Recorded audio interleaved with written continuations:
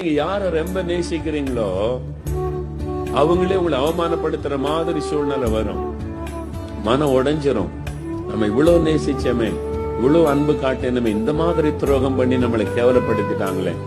ஆண்டவர்ட்ட போன அவர் என்ன சொல்லுவார்? மகனே, மகளே, மனுஷனுடைய அன்பெல்லாம் மாறிடும், ஏன் அன்புதான் நிலையானது. என்ன பிடிச்சுக்க, அதெல்லாம் நேசிக்காத, என்ன பிடித்துக்கொள். அப்படி யாரு மேல உயிர் வைக்காதங்க. நம்மளுக்கு ஆலோசனையா சொல்றேன், நீங்க உயிரையே வைக்கணும்னா ஒரே ஒருவர் தகுதியானவர், இயேசு, இயேசு, இயேசு, இயேசு. அவர் மேல உயிரே வைங்க, உங்களை விட்டு விலகவே மாட்டார். அப்படி அன்பு மாறவும் மாறா. இயேசு இல்லாம என்னால இருக்க முடியாது, அதான் சொல்லணும். இயேசோடு ஐக்கியம் வச்சு பாருங்க, அவரை விட்டு உங்களால விலகவே முடியாது. நான் சொல்லுவேன், அவருடைய சமூகத்துல சில சமயம் உட்கார்ந்து, ஆண்டவரே நீர் இல்லாம வாழ முடியாது, நீர் ஒருத்தர் எனக்கு போதும், ஒருவர் எனக்கு போதும், நீர் இல்லாம வாழ முடியாது ஆண்டவரே. அவர் இல்லாம தாங்க வாழ முடியாது. வேற யார் இல்லாமல் இந்த உலகத்துல வாழ முடியும்? ஆமென். இயேசு இல்லாம தான் வாழ முடியாது. நமக்கு நல்ல தகப்பன், அவர் சிக்ஷிக்கிற தகப்பன்.